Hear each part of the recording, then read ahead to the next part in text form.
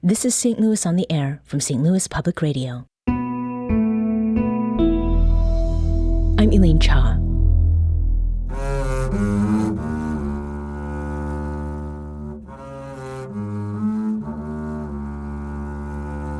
Going to day camp during summer vacation is not uncommon among young teens. There are sleepaway options too. Some are interest-based, like sports camps or programs with a cultural focus. Well, this month, Parkway Central Middle School graduate and double bassist Lyric Green is in New York City for a spa experience. That's SPA Spa for Sphinx Performance Academy.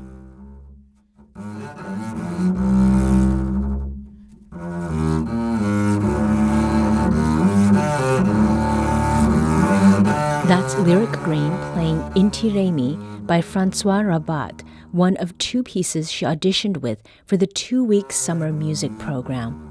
On July 7th, Lyric made her way to the Juilliard School in New York City with her double bass to learn from classical music professionals and, of course, to meet other young people who love the classical genre and play like bosses in their own ways.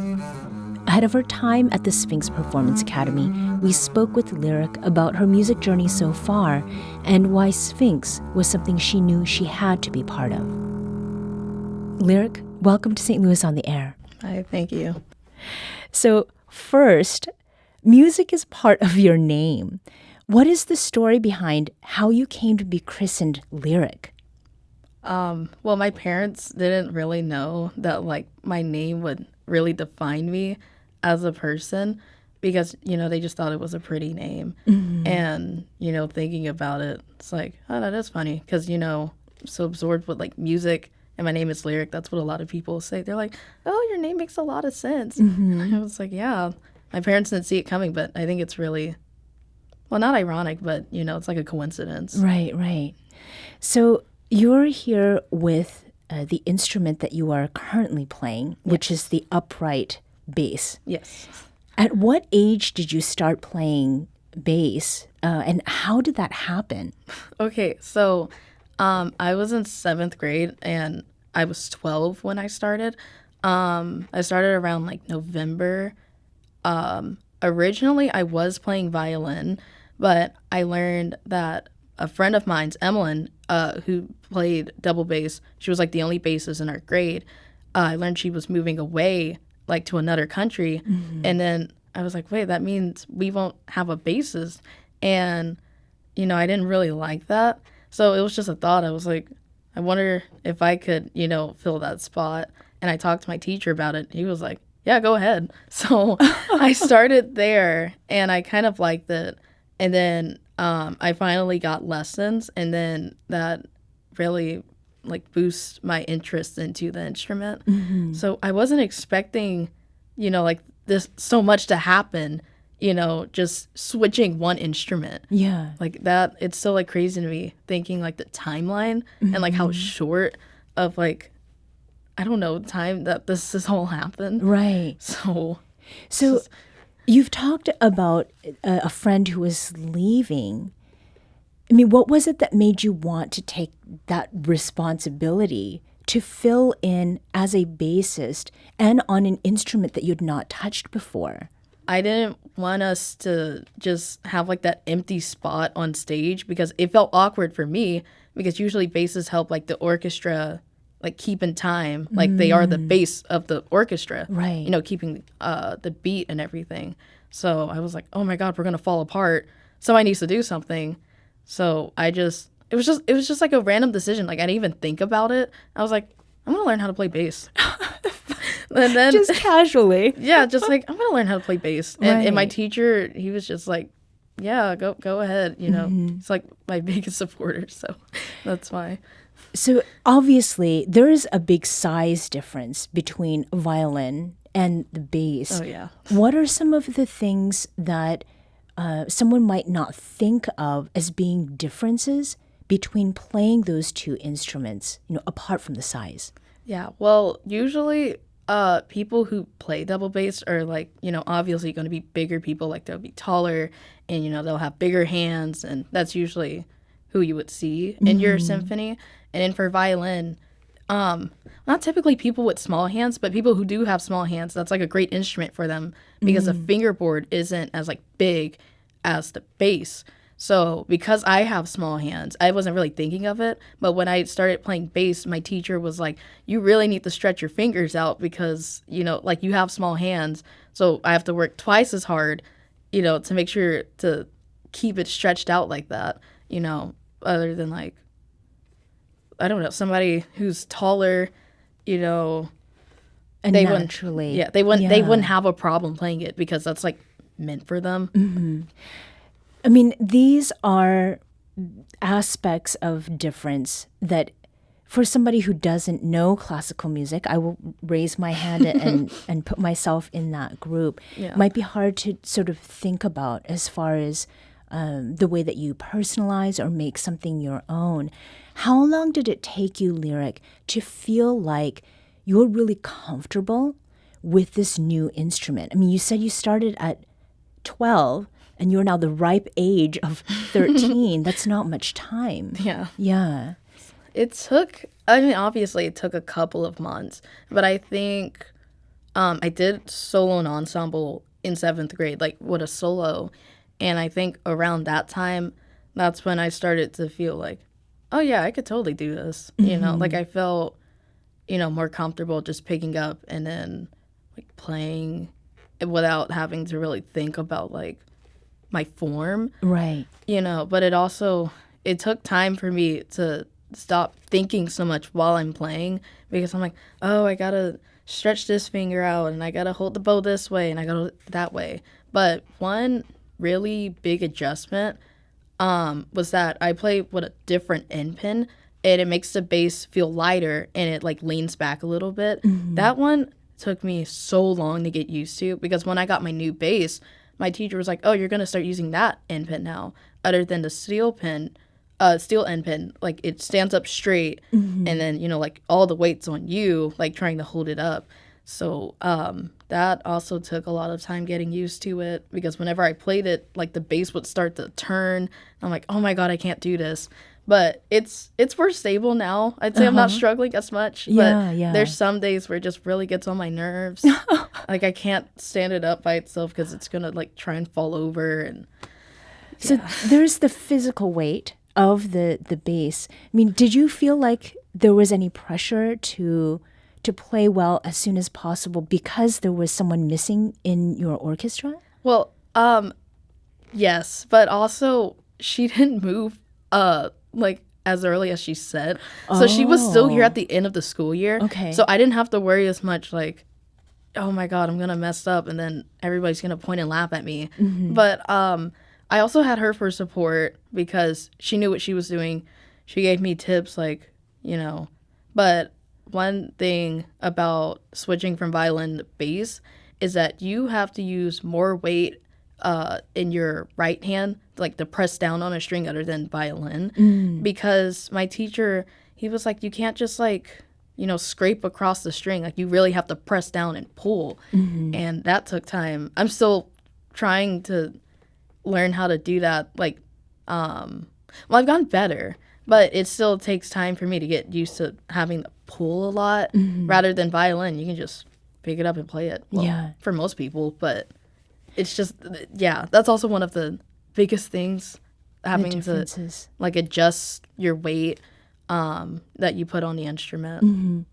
Now, you talked just earlier about support, and there was support that you received from this friend who stayed a little longer than anticipated, but there was also tremendous support from your teacher, and it was through this teacher, I understand, that you first heard about Sphinx Performance Academy. When your teacher first mentioned it to you, what did you think of it, of the idea of applying for this? Well, I was really nervous, but I thought like the concept of, bringing diversity into music, I thought that was really neat. So I was like, wow, I've never heard of this before, but, that sounds really cool. I would love to be interested in applying for it, but I didn't know all the things that were required to apply for it, because my teacher was like, oh yeah, you're gonna play these 2 solos for it. And I'm thinking, okay, just have to play 2 solos, no big deal. And then it's like this whole list of things that I have to do, and it's like, oh my god, I can't get through with all this by February. Right. Because he introduced me to it, I would say around October or November of last year, and we started working on stuff then. We were just mainly working on like solos. Like no big deal, like just 2 solos. Okay. No.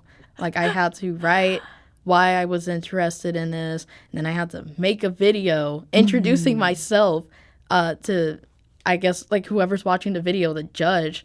I have to make that too. And then, well, I think the video stressed me out the most, because they weren't even asking for that much, but I was like, what am I going to say? Like, what if I mess up, what are they going to think of me? Right. So that was also, I think that was one of my biggest concerns. So in addition to that video, there was a written essay that you had to write. And you are someone who's relatively new to St. Louis. Yeah. You've lived in a lot of different places.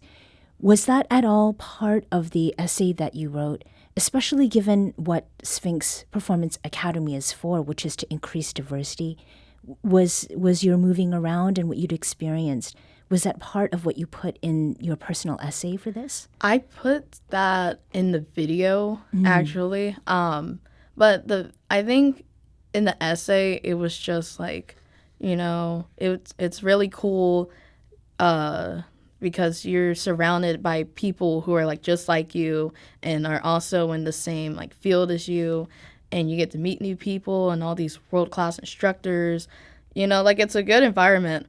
But the orchestras I've been in, there weren't a lot of like Black kids or like Latino kids like in the orchestra, So usually it would just be like 1 or 2 people. But, all the orchestras I've been in, I'm like, there's not a lot of me around here. And then Sphinx, I was like, I have to get in this because I want to experience what that's like. I think that's the main reason I emphasize that, because I'm like, there's not a lot of diversity. Like, it's diverse, but it's not really diverse. So. Specific to Black and Latino. Yeah.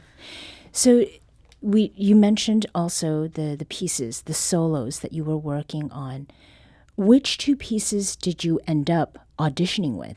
Okay, I auditioned with Gavotte by Lorenzetti, and then an etude that was written by Rabath.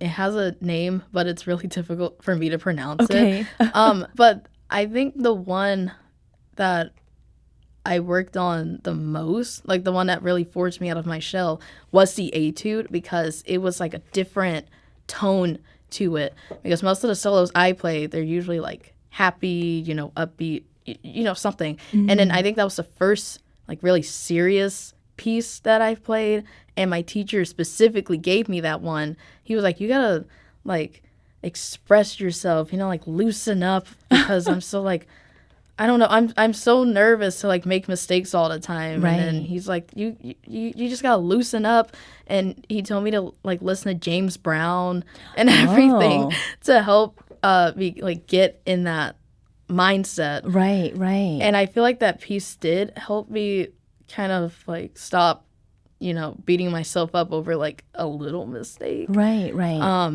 But yeah.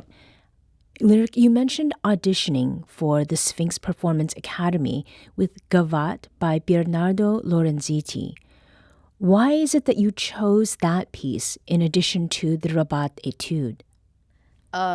This piece, I think this is like the most overplayed solo that I've done, because this is the same solo that I've used to audition into YPCO. We learned that over the summer, I think. But, they said they wanted contrasting pieces. This is like a good piece because, like I said, it's like, upbeat, and you could probably dance to it or something. So, Lyric, how long and how often did you practice leading up to the submission of those pieces? Well, juggling with school and like the amount of after-school activities I had to do, I tried to practice like at least 30 minutes when I came home.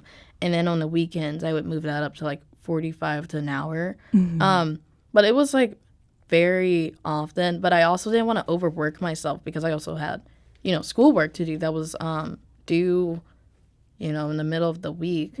So I tried to get in as much practice as I could. I also practiced during advisory if I had the chance, trying to make sure all this stuff stays fresh in my brain so that when I have to play it, it's not like memory slip or something. Yeah. So what was it that you were doing with your physical preparation? You talked about your hands, keeping them, loose and stretched. Did you work out? I had PE as one of my classes during the day, so I'm just gonna say that much. Okay. But I also did stretches because if you're playing the bass and you're stiff, you're not gonna make it very far. That's what I learned. My teacher is like very on to me, like make sure I'm stretching and everything because like the bass is a very physical instrument. Like you're using every muscle you have in your body to play it. And sometimes I even sweat while I'm playing, just like it's like a workout itself, right? Especially with that piece, the etude, like it's like I was shredding or something, like, on the strings.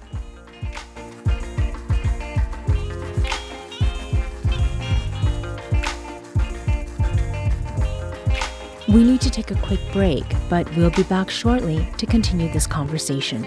This is St. Louis on the Air on St. Louis Public Radio.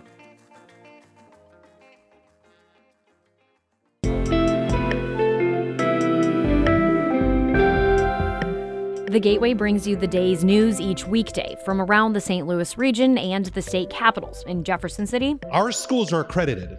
We don't need this bill. And Springfield. How many more years must pass before lawmakers see time is of the essence? I'm Abby Larico. Join me each weekday for The Gateway on the STLPR app or wherever you get podcasts. Welcome back. Sphinx Performance Academy won't be the first program you've done, Lyric. You also played principal bass in the Young People's Concert Orchestra in Webster University's Community Music School. How is it that that experience is preparing you for this upcoming opportunity in New York? I think my experience working with other bassists in that section during that program really helped with like my mental preparation for this program because there's a lot of responsibility, like making sure you're practicing, like no matter what chair you get. Like if you get last chair, it's not like, oh, nobody's gonna see me anyway. But I don't want that kind of mindset. So if I get a chair that's like a little bit lower, I'm still gonna practice either way because something could come up and then I would have to play something, and then if you didn't practice, then that's on you. So being prepared for whatever is coming. Yes. Yeah. Like prepare or be expected for the unexpected. I also kind of live by that saying because there's a lot of unexpected things happening. I was hoping that I would get in, but it was so unexpected for me to get that email. Like, oh, yay, congrats. Yeah. Where were you when you got that email? I had just woken up, and then I ran downstairs to my phone to check my Gmail. Like, did they send anything? And my parents were out of town. I called them, like, it was like 9 o'clock in the morning, and I woke my dad up. I was like, hey, did you check your email? And then he was like, no. And then I forgot the email wasn't sent to him, so I had to forward it to him. Okay. And then he was like, oh. And I think he woke my mom up too. And they were like, yay. Yeah. So. Do you think it was, was it a surprise or more of an affirmation that you were on your way to something big? I say it's a surprise for me because I don't want to be that person who's like, so, like, it's good to be confident, but sometimes you're just, like, overly confident. I was like, I auditioned, and I'm hoping they say yes, And then my teacher, he was like, "You're going to get in." Like, he kept telling me. And, you know, he's right all of the time. So I was like, well, if he said that, then, you know, maybe it is really true. But I still had some self-doubt. Yeah. So it was a surprise for me. But then afterwards, I was like, I don't know. I think I could have saw it coming. But at the same time, I don't want to expect too much. So, Lyric, are you thinking about your future in playing bass? I mean, is that an ultimate sort of career goal for you, to be perhaps someone who's playing in a world famous orchestra with that instrument? Yeah. I was hoping, well, not hoping, but I did want my career to be like a musician. So I wanted to stay in the music field, like as much as I could. Like maybe I could, you know, be in a symphony.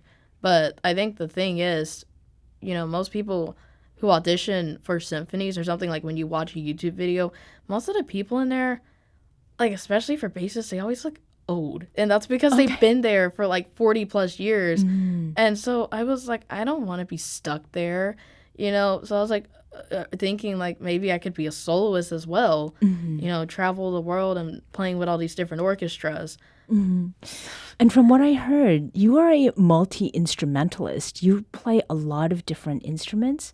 So how about conducting? Is that something you've thought about? I really thought about it because whenever my orchestra teacher was out, he would like assign conductors or something. Usually nobody would be like professionally conducting up there. But that was just a thought in my head. Like, what if I had my own classroom of like students and I was the conductor, you know, and then like telling people like, oh, you have to play louder or something, like having that control. I always thought it was so cool. And then watching conductors like on YouTube, like all these dramatic pieces, and they're like, you know, look like they're trying to cast a spell or something. Right. And then there's been cases where they get like so into it that like they throw the baton by accident. Like, I want that to happen, you know? Like I just want to be in that kind of like setting. Yeah. You know, like it's so intense. Like you just drama and dynamism, just all throw of that. everything. Yeah. I really like that. So at age 13 and having played as many instruments as you have, improving the way that you have on the bass in such a short period of time, I'd imagine it would be very easy to assume that all you know and all you do is classical music. So you mentioned earlier that your teacher recommended that you listen to James Brown to loosen up. I love James Brown. But when you're listening to music, whether that's, you know, in the car or in your free time, what other music do you listen to? I mean, I listen to other genres. I realized that I mainly listen to folk. I really like that. But other than classical, I was like stuck in my classic rock phase for a couple of years. You know, I would just listen to Queen, only Queen, sometimes the Beatles, you know, and I listen to David Bowie sometimes. But then I was like, I can't just listen to like the same 5 people over and over again. So I tried expanding it, and so far it's good. I say I listen to any type of music. You know, I've been listening to like a jazz funk playlist that my dad started listening to. I was like, I'm going to listen to that too. Yeah. And it's actually really good because I like jazz, but then there's jazz funk and like, you know, it's more funky. So I like listening to it, especially when I'm working out. Because it makes me forget like, you know, I'm running. It helps me space out. When you meet with the other kids who are part of this Sphinx Performance Academy, what is it that you're most excited about talking with them about? Will it be the music, or is it just what it is to do this music and also be interested in other things? I don't know. Since we're going to be like drowned by like so much music, you know, because it's a music camp. Right. I think the only thing we could talk about is music, because like we're going to be surrounded by it for 2 weeks, you know, like, oh, what was your most difficult piece? What are you working on now or something? But I wouldn't really know how to strike a conversation with other kids. I wouldn't know what to talk about. Like, lovely weather today. No kid really says that. Especially at like Juilliard, what the heck. But I don't know. I was telling my mom I usually don't approach people. People usually approach me. They're like, "Oh, I like your shirt" or something, and then like we hit it off from there. I couldn't do that. I couldn't go up to somebody and compliment them, because if I did, I would just leave. I wouldn't carry on. Like your shirt, and that's it. Well, I hope that this is an opportunity for you to, to find out more about other people who have a shared central interest, but also, like, this is not the only thing about you.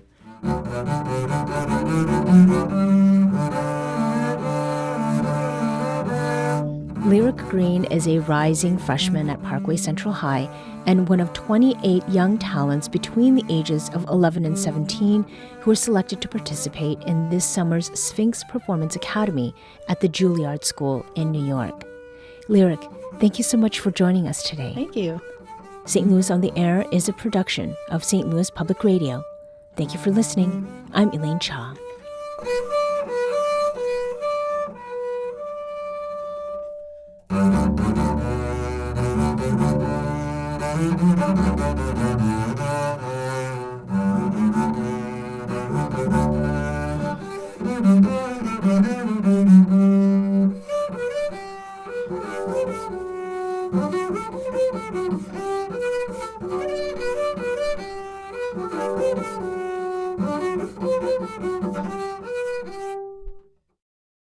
This episode was produced by Roche Hemmings. Audio engineering and podcast design by Aaron Dorr. Our executive producer is Alex Hoyer. St. Louis on the Air is a production of St. Louis Public Radio. Understanding starts here. Do you find yourself regularly listening to episodes of St. Louis on the Air? Suggest us to a friend you think might enjoy our conversations. And leave us a review and rating on Apple Podcasts on the App Store. It's the simplest way to help people discover our show. Thanks. St. Louis Public Radio is a member-supported service of the University of Missouri St. Louis.